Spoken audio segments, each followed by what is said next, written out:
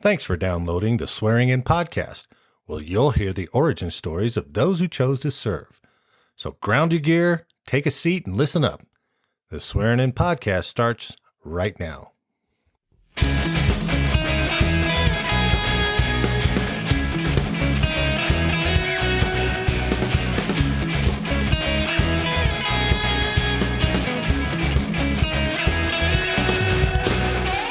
Hello once again, and welcome to the Swearing In Podcast. I am your host, Marty Smith. Today, I'm joined by a brother of mine, former Army Specialist Rene Gonzalez. Rene grew up in Puerto Rico and joined the Army in 1986 at 17 years old. His MOS was an exotic 05 hotel, Morse Intercept Operator. He left the Army just 4 years later in 1991. If he hadn't, he would have made a damn fine NCO. So that's a little background on Rene. Now, let's get to it. All right, today I'm sitting in with my good friend. I think I say it all the time, but this is my truly good friend, Rene Gonzalez, former E4 in the United States Army. What was your MOS? 05H, and it changed to 05H. I've never even heard of 05H. It turned into 98H while I was in, actually. Really? Yeah, I switched MOSs while I was in. Well, the Army did. I didn't. All right, let's get into it. What drove you? What were you doing before you joined up? Right? What were you doing before you sworn in? And why'd you swear in? Typical teenager, just Where? Going to high school in Puerto Rico. Puerto Rico. Vega Baja actually was our town, and grew up there. Nice. Part of my life, actually, born and raised in Chicago, but it would consider it our vacation home, our summer home. We'd spent some years there, off and on, and just so happens I graduated from there. And before graduation, of course, my brother had gone to the Army before me a year prior when he graduated. But this was, you graduated from Puerto Rico. Yes. Right? And your brother, you're older. You're older. And he joined up. Why'd he join up? It was a thing. I don't know. There wasn't a very... Was it a way to get out of there? It wasn't a one thing. It was just a way to get out of the island. Yeah. Like we all wanted to do. As all teenagers want to do. You just want to get the hell out where you're at. Not that I was not happy there. It was just... you want to go see the world, right? Yeah, but you could be anywhere and you want to get out of there, right? Yeah, that's what I mean. It's like it happens everywhere, right? So my brother did it along with our friends. We had our little clique, 5, 7 good friends that we hung out with, for quite a few years. And my brother, he left in the Army, and I felt a little bit abandoned, right? So like no friends left, a few, but not from my clique, and did well in school, and of course parents being the disciplinarians they are, you got to better get good grades, better graduate. Let me see. Latin parents being disciplinarians? Oh, no, not at all. I can't figure that. Puerto Rican. Puerto Rican, that's the more. Worst, right? Yeah, even more, right? So they're the ones who yell as they're beating you. Right? Oh, are you kidding me? Double whammy. So I love them to death. I mean, I don't regret a damn thing, but they raised us right, and good. They didn't want to see neither of their kids go to the Army, really, or enlist at all. Really, that more because not because of a lack of duty to your country, but it was more of a, I don't want to see you get hurt. I don't want to see you die. Yeah, fear for the kid. Yeah. All parents go through that, right? So I understood that. But my desire to get the hell out of the house was so great that, it was like, my mom had to actually sign me in. She had to actually sign on a dotted line for me because I was not old enough to sign for myself. Really? Yeah. Were you 17? 17. 17. Yeah. So legally, you cannot do that. So your parents have to actually, your guardian, right, have to actually sign. So she really had to make a big decision. Not only you joining, but she had to consent to that. Yes. She had to consent. Wow. And don't get me wrong, my mom never went with what I wanted ever before. She went with what was good for us. Yeah. And she certainly did not agree that this was something I wanted or knew that I wanted at the time. And recruiter was sitting right next to her on her right on the couch at home. Mom was sitting there. I was in front of both of them. Yeah. And I was like, Mom, please sign the freaking paper. Was he all in like Class A's, or was he all dressed up? No, he wasn't in his jacket. It's Puerto Rico. But he had all his medals on. He had his medals on. He had his. You have to look good to impress, right? So, but that just made it worse for my mom.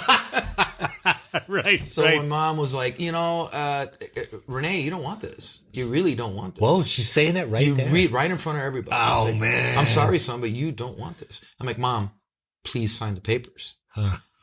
That was that moment, right? That that's tough. Your son's turning into.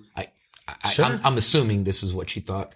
That turning into, because she actually signed the papers. Well, but there's a little internal turmoil, right? Like, hey, I've got to cut this cord, kind of thing, right? I want to get out, not because I needed to get away from the house. No, not because you hate it. It's just, I'm done with books. I'm done with paperwork. Right. I'm done with school, man. I've earned my way. I've done a really good job. I got a 3.8 in high school. Nice. I did my job. So, nice. You know what? Give me something now. Yeah. I've earned it. Right? Yeah, because you're a horse they're trying to hold in the stable. Exactly, yeah. And I'm like, what else am I going to do? And Mom is like, in hindsight, I could have gone to college and done well too, but no motivation for that. The only way, I just was tired of books. I was tired of going to school. Yeah. And I thought, man, I can not go to school and actually get paid. Yeah. See the world, wherever it is that they send me. Right. Wear the uniform. I mean, my dad wasn't a veteran. We've had veterans in our family. My uncles were veterans. I have a Vietnam War vet that died. I believe he died there. It was a long time ago. But we're not shy to enlist in our family. Sure. But we didn't have a lineage, right? We didn't have. My brother and I are the first. My dad's dad did this. Yeah. My dad did this. My grandfather did this. Yeah, I'm with you. But it's one thing that my dad instilled in us is that, work, bust your ass, work hard, and defend your own. And in that was defend your country as well. Good. He wasn't gun ho, American flag, but we live here now. We will live and abide by their laws, and we will protect this country because this is where we live. Sure. And that's what I think every immigrant should that's feel. Awesome. But that is really awesome. That's what it was instilled in us, and my brother and I, and that's what we wanted to do. We did it blindly. We did it because we actually felt that was the right thing to do. And I tell people nowadays when they talk and I'm sorry, I really wish I would have served and been a veteran. I mean, you know what? You don't have to serve to be a patriot, right? That's true. That's true. So don't worry about it. It was right for me at the time. It might not be right for you, wasn't right for you. That's a hell of a point. Really that's a hell of a point to bring. So it was right for me. And so you signed up, right? But was this right after your senior year, or did you sign up like midpoint? You took a delayed entry? 16. They approached me at 16 with the history of my brother, right? They already knew me. Right. So, and again, these recruiters, they're good. They're good, but good. Their backs are against the wall. Of course, they got to sign up so many. Nowadays, with COVID. Yeah, they got to make missions. You think the quotas have changed with the Army? They've only increased. Yeah. Like, you better get us some freaking recruits. Yeah, right. So I got that, and so they were on me because they were on my brother before me. Of course. So they knew me, and like, okay, my brother's off. He signed the dotted line, and now it's my turn. So they were coddling. They would bring me into the recruiting office. Hey, check out this DVD. Back then, the DVD were like huge, like bigger than 12-inch. But I was in awe. I mean, do you remember that old Army commercial where we do more before 9 a.m. before most people do it? Yeah, remember that one where the guy goes when they were jumping, right? And then they're at the assembly area and he has a cup of coffee and he's like, "Hey, First Sergeant, good morning." Remember that guy? I had heard that guy got court-martialed later for something. And I was like, that sucks. Nothing's perfect. That's the reality of it. All right, so you're recruited. When did you sign up prior to you graduating? Yes. No, wait. I take that back. No, actually, it was after my graduation I signed up. So you graduated at 7. Oh, damn, that's a good question. Because they're legally able to sign you up at 17. Right. Before I graduated, I had signed up already. Because my mom, don't forget, had to sign me. Right. That was before my graduation. So you were like a delayed entry sort of thing? Yes, exactly Okay, so that. you It was a knew you were delayed entry going. program, yes. Right? You knew you were going. I knew I was going. So once you graduated, that was it, right? Yeah, that once I graduated, they gave me my show up to Fort Buchanan date, and really? I spent, when you Wait, normally... where's Fort Buchanan? Fort Buchanan. It's in Rio Piedras, Puerto Rico. Yeah. Whoa. That is the official fort, the United States Army fort in it is? in Puerto Rico. Oh, yeah. All the services have a base there.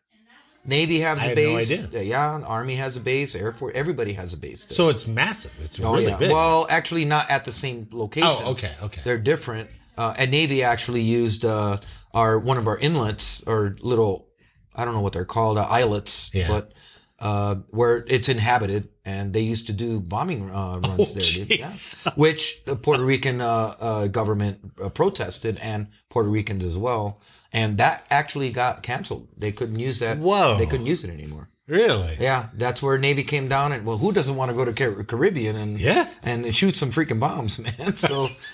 So they did that for years, from what I understand. And what was it called again?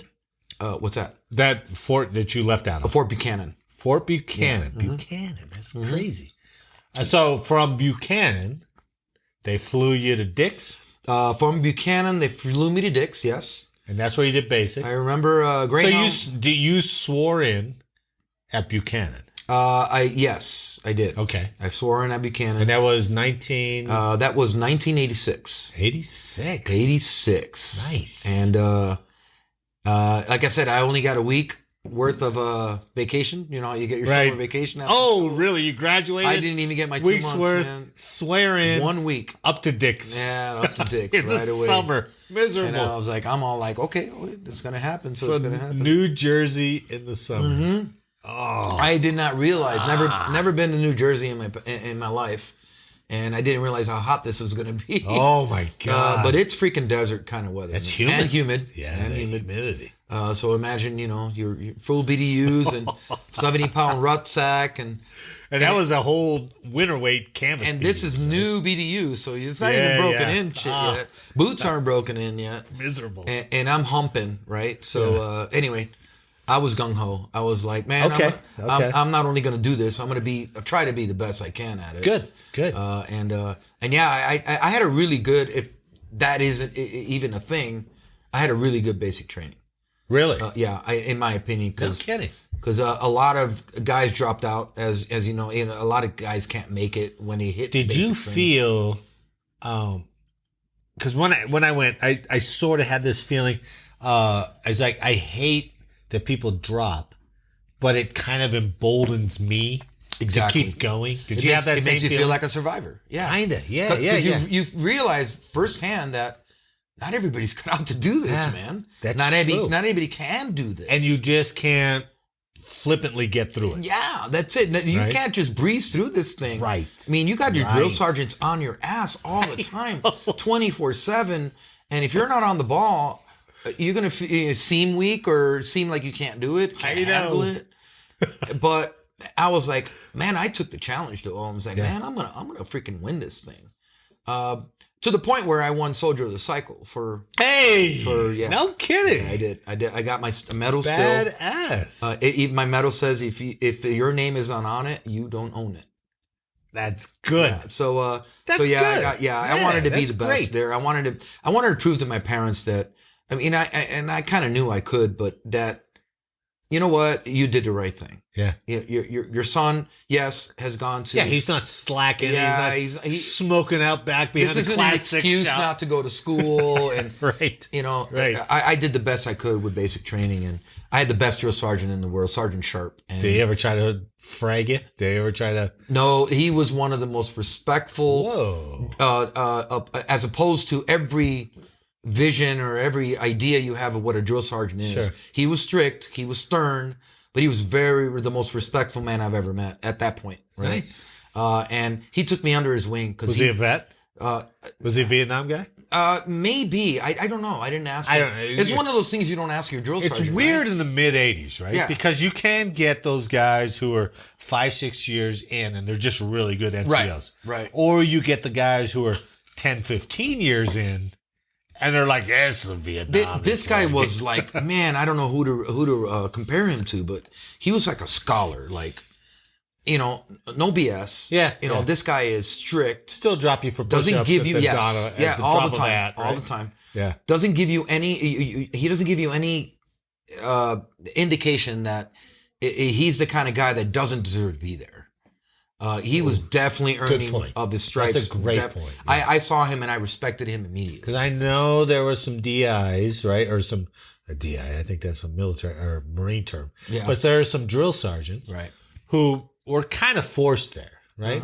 That wasn't really what they wanted to do. And it showed. It's an MOS just like everybody else gets, and right? it showed, right? But if you get a guy who's like, hey, I want to groom the next guy. Oh, yeah.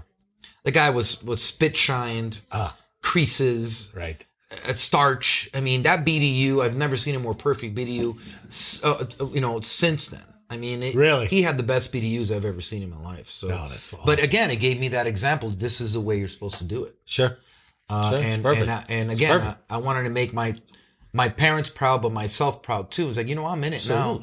And certainly after you sign that contract, you're going to do a commit, right? Yeah. Well, you're signing a contract. Yeah, that's a good point. At the time, I may not have known what the repercussions were, but you're signing a contract with the U.S. government, your country, and you better see this thing through. No sense to slack on that thing, or else you will be stained for the rest of your life. Yeah, so that's a good point. So it's like that's a good thing. Yeah. I didn't want anything to do with that because the last thing I wanted to do after I asked my mom to sign me in. That's true. It's like, Mom, sorry, it's not really what I wanted. He was out sleeping behind the barracks, this lazy son of a bitch. They caught me on bivouac sleeping and dozing off. Yeah, no, I don't think so.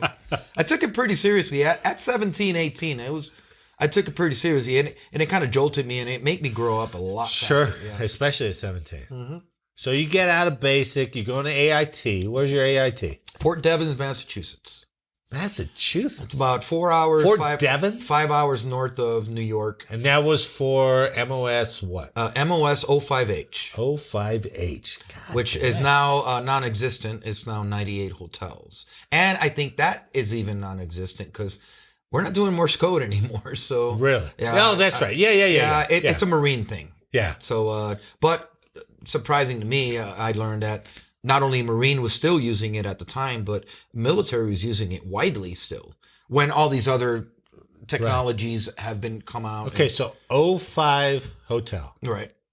So for those who don't know, like your wife sitting over there, 05 hotel was Morse code. Morse code, signal intelligence, intercept operator. That's badass. Yeah. Isn't that badass? It sounds fantastic. Yeah. Well, no, it's funny how I picked that one because I picked it. You know how you get your window of... You get your 10, your right? window of... I got more like 20. Oh, did you really? At the time. And I looked through it and I still remember it to this day. I was like, parachute rigger came up first. Yeah.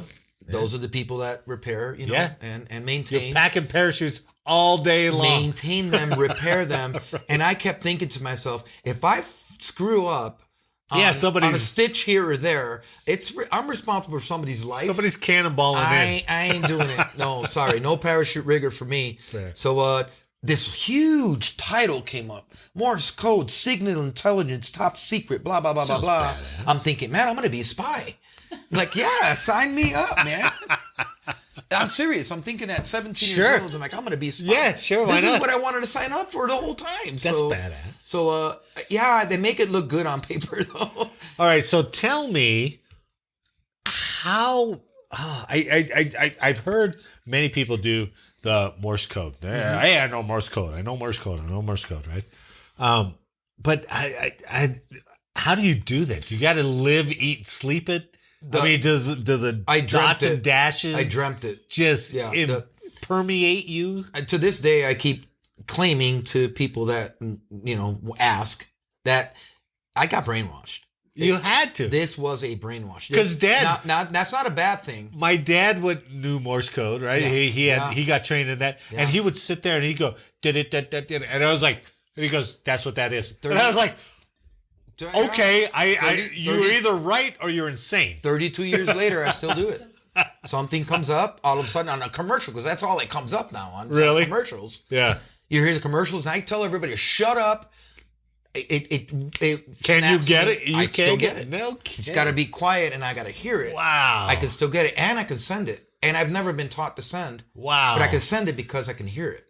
That's awesome. And that's unique. That is wonderful. But till this day, 32, 33 years later, I can still copy Morse code. I have visions of like a Russian school where they're just Yeah. beating this into you like 24 hours a day. The school was intense. The school was Really? intense. I mean, it took me, 9 months.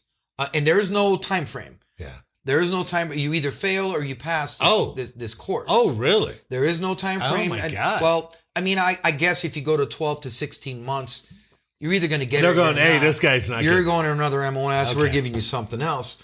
But it was an intense school. I remember that. And again, there was that challenge, right? Yeah. It's like you're going to be with the in crowd or you're going to be with the out crowd. They can't make it. Oh, my God. So I felt pressured, That's great. But I really had to concentrate because it was a tough school. And Sure. they deliver Morse code into your headphones and they teach you how to copy it in slow speed. Then they increase the speed. So it was by speeds. Oh, okay. So you start, of course, at the remedial speed and try to get what you're past that. You pass this, you pass that. I've heard some of that old World War II stuff where they passed it. And I was like, my God, that is fast as that's ridiculous. I learned to copy at 50 to 55 groups, not words, groups per minute. Oh my God. A group is a set of 4 numbers that Okay. each have their own Morse code, Yeah. different than the Morse code you and I know right now. Oh, Different. it was. This was okay. this is called short code, Yeah. or it was abbreviated code. Yeah, so you could get bigger messages. So you can get across. more out in less Okay. amount of time, right? Because you don't want to be in the waves that long. Right. So I learned the short code, and I was copying at about 55 word groups per minute. So you were already bilingual. Right. Now you got Morse code thrown on you. Trilingual. So yeah, it was a challenge, but I felt proud that I got it. And when I graduated that school, the sergeant at the time that was in charge of the school, the teacher, so to speak, they would be behind this glass wall and they would be hiding in there, and you could never tell what their expressions were because you couldn't see them.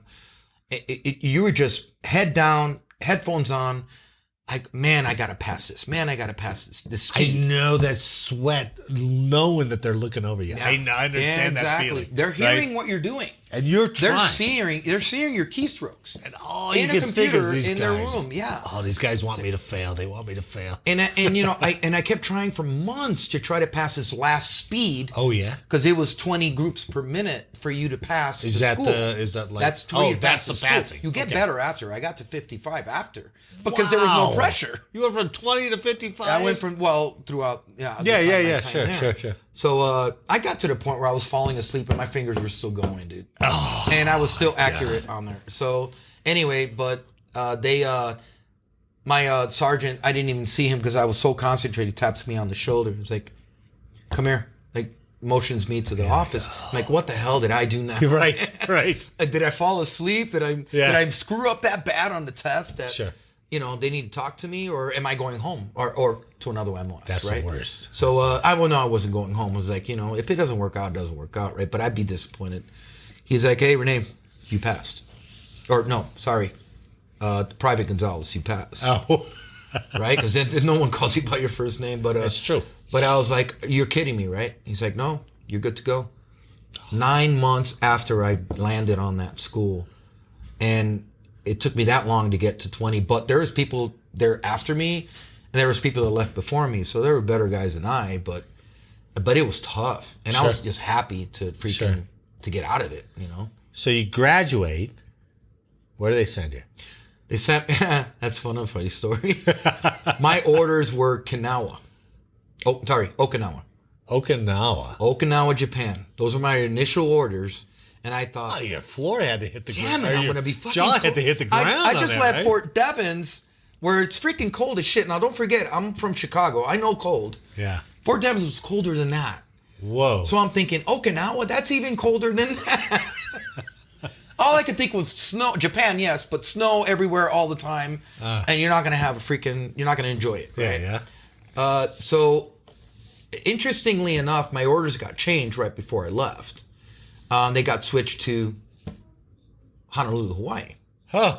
Quite a switch. Yeah. Do you ever know why? I would have gone. No, never knew. Huh? Never knew. I saw Okinawa, Japan, and then I saw Honolulu, Hawaii. Fort Schofield Barracks, Hawaii. Sure. Right? Yeah. I'm like, okay. I would have gone to Japan, but I'll take it. I guess I'll go. Yeah, I guess I'll go. So yeah, that was another funny part of my history is, the orders were switched. So you set foot down in Hawaii. Yeah. What year was that? That was 87. So 87. Yeah. All right. After you spent, goddamn, that's a long time. Yeah, I was in Fort Devens until about January, February of 87. Yeah. So now you're 18. Yeah. In Hawaii. Yeah. In Hawaii.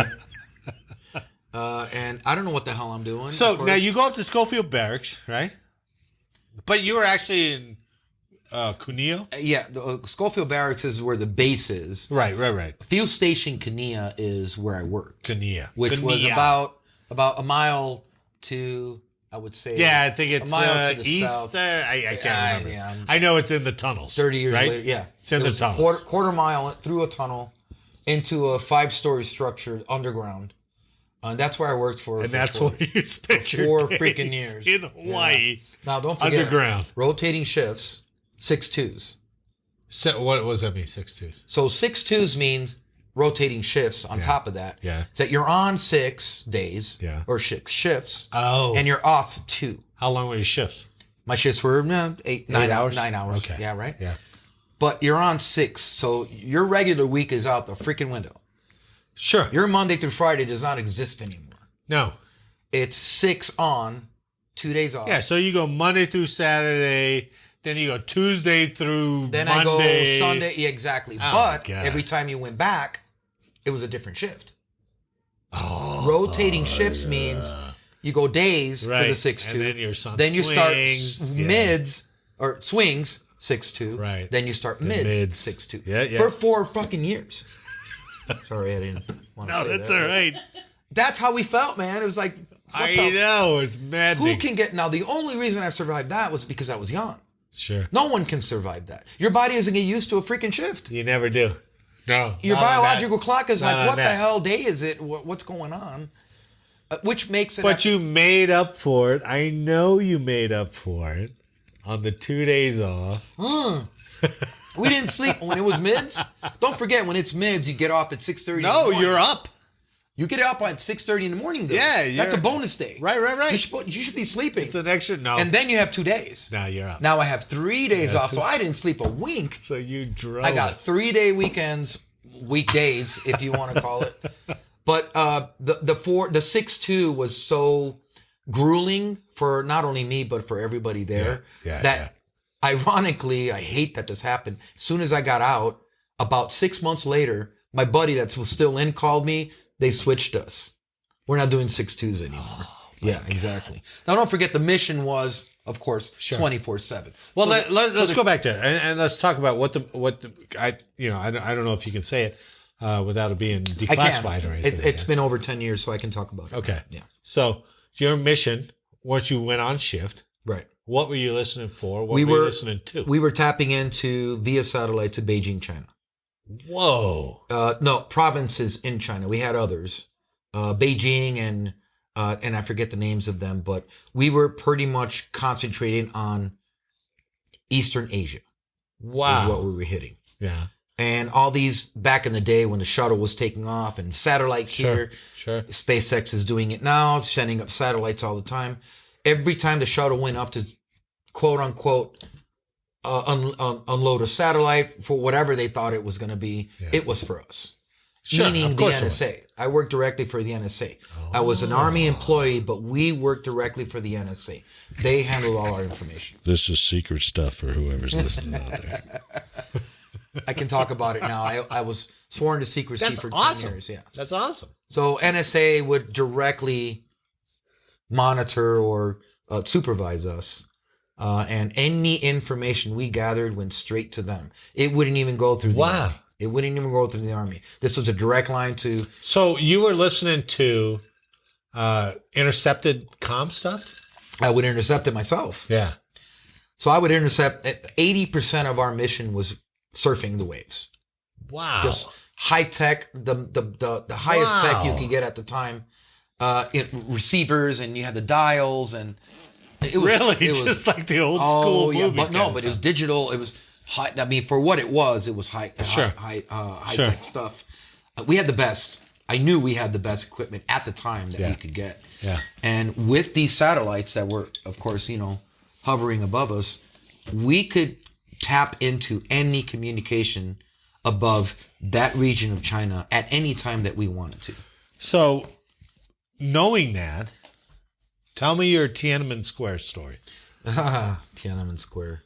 What year was that? Was that 86? That was 89. 89? 89. Wow, I've lost all... Yeah, it was a few years in. 89? I had no idea it was that late. And it was pretty much an uprising by the students and the citizens there that wanted, of course, democratic government. They were the government was trying they wanted to put their it rights. down. They wanted, I don't know if they wanted to overthrow it. They wanted change. They wanted change, but the government wanted nothing. As you know, China, they're going to stomp on you, And the famous picture of the guy in front of the tank. That's Tiananmen Square. And that sounds great. The commander of that But then they never went on and said, oh, yeah, they killed a whole lot more besides they killed, that, right? and again, I researched it recently, and to this day, they don't know the exact count.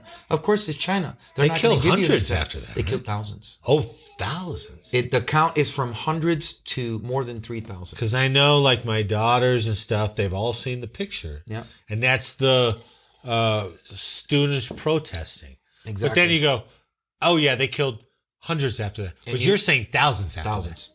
Possibly thousands. No one knows. God.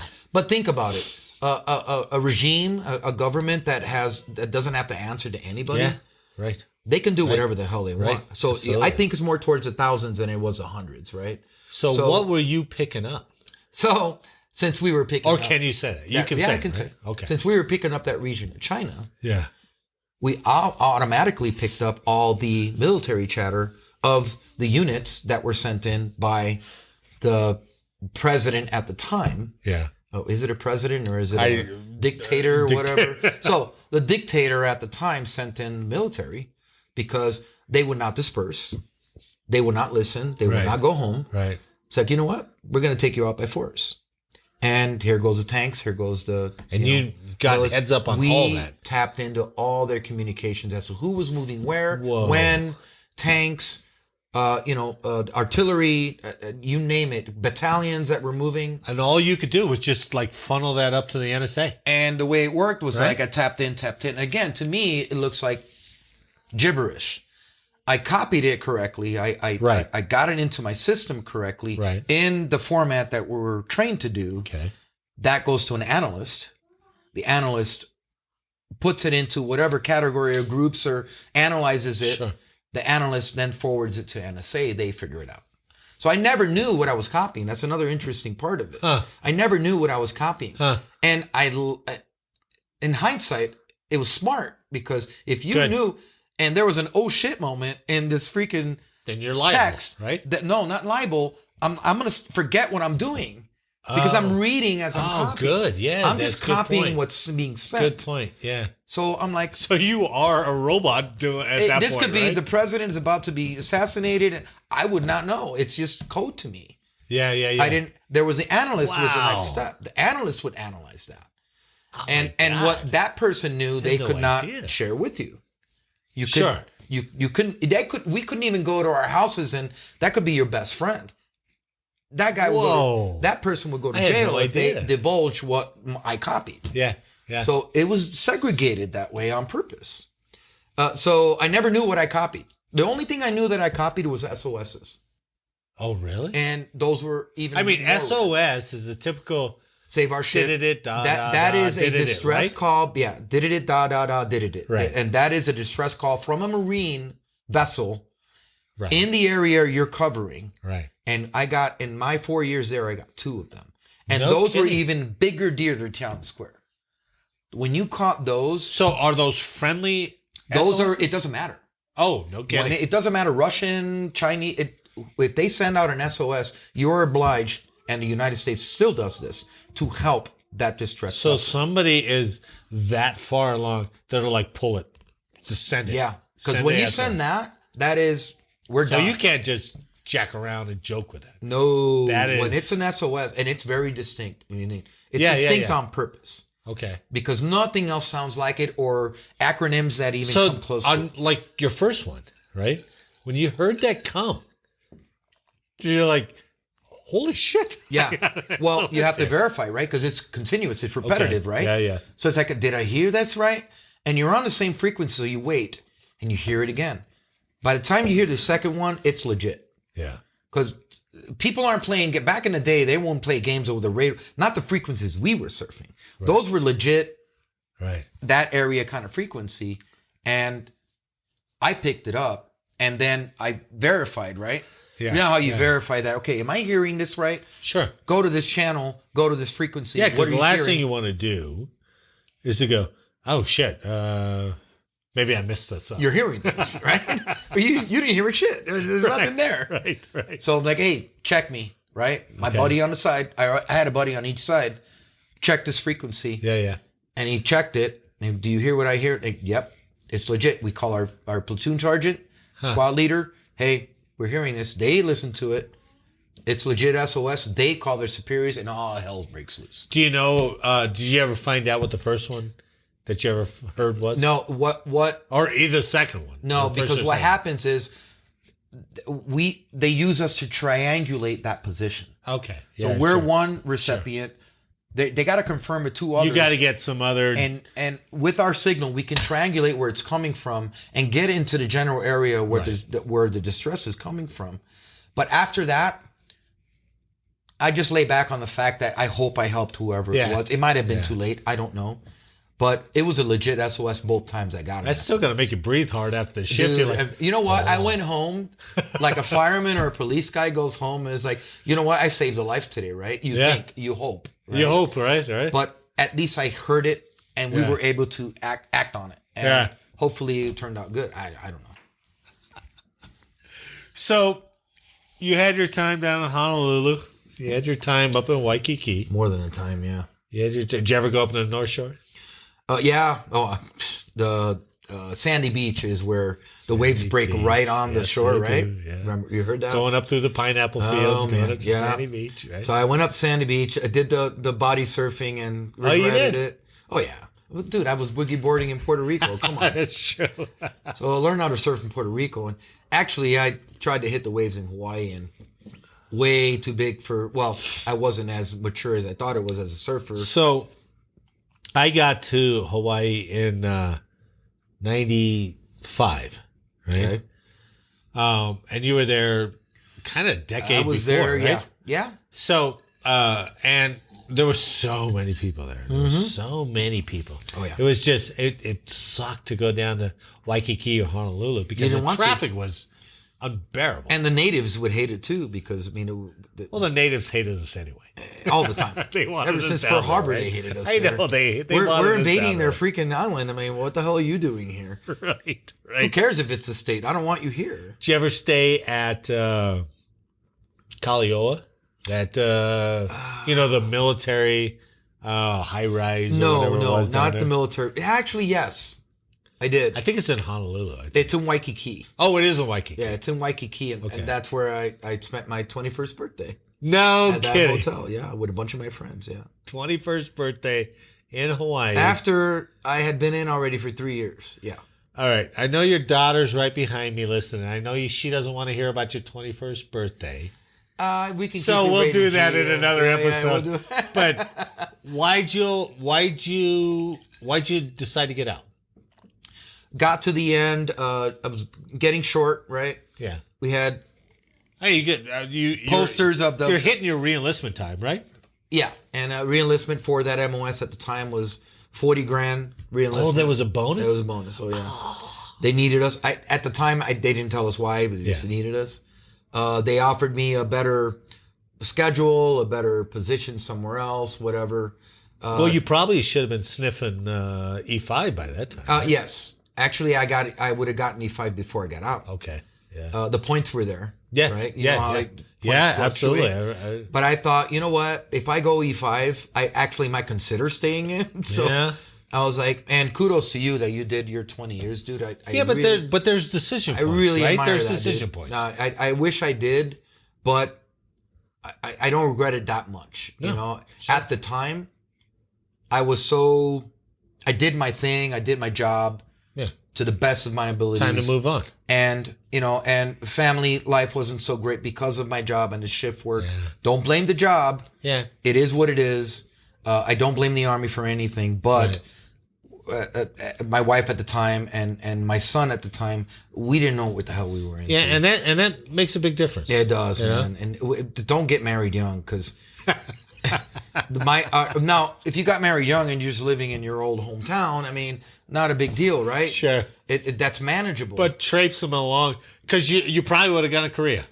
I would have gone anywhere. Yeah. Yeah. But they would have sent you to Korea unaccompanied for a year. Yeah. And the truth is, I wouldn't have brought at the time my wife to those places. No, you wouldn't. And who knows if that would have worked. And that's where there's not a military guy among us. Yeah, exactly. So, and I know a Who lot hasn't had the military screw up their marriage? Exactly. Oh yeah, there you go. And I don't claim it did. I claim us being young. But the pressures of being in your 20s, not even in your 20s. No. You weren't even 21 yet, right? I wasn't even in my 20s. So the pressures that the military demands, I mean, you look back and you're like, hey, I don't want my kid to have to face that decision at 20, even though I had to face that decision at 20. Yeah, it's true what the Army says. If the Army wanted you to have a wife, it would have issued you one, right? Yeah. So, some of the most successful guys I know had never gotten married. Yeah, and they were fantastic. There you go. They were great soldiers. I looked up to them, but I never saw them when they went home. Yeah, lonely. Yeah, exactly. So it was bittersweet, right? Yeah, you're proud that you did your thing. You did a good job. You made your company. Especially, it sounded like you were successful. Well, you probably could have been more successful. I could have. I could have. And you know what? But you have to make. I would have. Dude, I'm 52 years old. I would have retired at 37 from the Army. It's absolutely when insane. Did you retire? Jeez. When did I retire? 10 year, 44 or whatever? Yeah, you go. I had that 4-year break in service. Yeah, you did. Yeah. You know? We would have retired around the same time. Right. So it's like 37. What's that? That's crazy. You're still a fucking kid. And now you got this income? So, That's crazy. well, yeah. Yeah, life's been good. Yeah, life's been good. But yeah, and I didn't even tell you about the SCI clearance, that's required for that. Right, job, yeah. right. So, but anyway, that's probably another story. So, got out in May of 91. 91? Yeah. So, wait, so went through Tienanmen Square. Where were you with Gulf War? Gulf War actually happened while I was still in, right before I got out. And were you still in Hawaii? Well, I'm considered a Gulf War veteran, even though I didn't. It wasn't combat. I know. I was in during. They Gulf threw War, us all in for that. So, so I got out in May of 91, and Gulf War happened. That was right. Right, yeah. three months before that. Yeah. It was January, February, or something like that. Where Bush Sr. sent the troops in to chase Saddam Hussein out of Kuwait, right? Because he had invaded. And I was actually frozen for that time. Oh, no outs. Frozen right? ETS, baby. Yeah. You can't get out. What they used to call it. And I'm thinking, well, no, it wasn't stop loss, something like that. There you go. Right. So you can't get out, can't do anything. You're frozen, and I'm thinking, man, they're gonna screw up my out, and like I'm getting out. Now you really want to get out, and I'm really want to because like 4 years of this freaking shit. Yeah, I did my job. I'm done. I'm ready for the rest of my life. Sure. Finally grew up, right? A little bit at least. Well, sure. 4 years from 17 on. Yeah. So I was 21. Yeah. So I'm like, I'm ready. And then they closed the door. And then they freaking, well, guess what? You're not going anywhere. We got to see what's going on over here. Yeah, so, right. So anyway, they call it the 100-hour war, right? Yeah, it was. It was over because quick. it's so fast. Yeah. we had superiority. Of course, in here. we prepped it for 6 months. Of course, We bombed the shit out of that guy. Yeah, exactly. Oh, yeah, we were tenderizing the meat. I should say. Yeah, exactly. Very good. So that happened, and my ETS was not affected afterwards. Okay. They lifted everything. Good. And of course, recruiters were, re-up, and I'm like, no, I'm out of here. Re-up, you're crazy. I have reparations to make outside of the Army, so Sure. I need to get out. Yeah. So that happened. Left Hawaii in May, beginning of May. Landed in Presidio. Oh, beautiful. L.A. Right? Yeah, beautiful. Yeah, I was. No, wait. Presidio's up. The Presidio was. I'm not sure where it was. It was so long ago. San Francisco. San Francisco. Not L.A. Right. Landed there for my out processing. Oh my God, it's beautiful. And that's where they out process. I thought they were going to do it in Hawaii. I don't know why they didn't, but I guess it was stateside. It has to be stateside for some reason. The out Even though Hawaii's a state, but well, it is. I know. But but the Army is goofy. Don't forget, Hawaii is Hawaii, and then they call the U.S. the mainland, right? That's the mainland. So we had the out process in the mainland, and I out processed there for, I think it was 3 days that I out processed there, and I don't even know how I got home. I took a MAC flight to Puerto Rico. MAC flight, military air carrier flight. It's horrible. Yeah, it's a horrible flight. I'm surprised I had a seat. Because normally you're on a net somewhere. A MAC flight is a terrible flight. Yeah. Oh my God. Those C-130s are badass though. Was it sling seating? Was it sling seats? Mm-hmm. Do you ever sit in a sling seat for 6 hours? Never, oh my God. I don't like flying. It's miserable. She doesn't. Miserable. Oh, how about no windows while you're in the plane? Yeah. I don't fly. You can't see what's going on. I have to. So they get you back. So getting back to Puerto Rico. Landed there and pretty much reunited with my wife at the time and my son, who is now going to be 33. Giovanni's going to be 33, dude.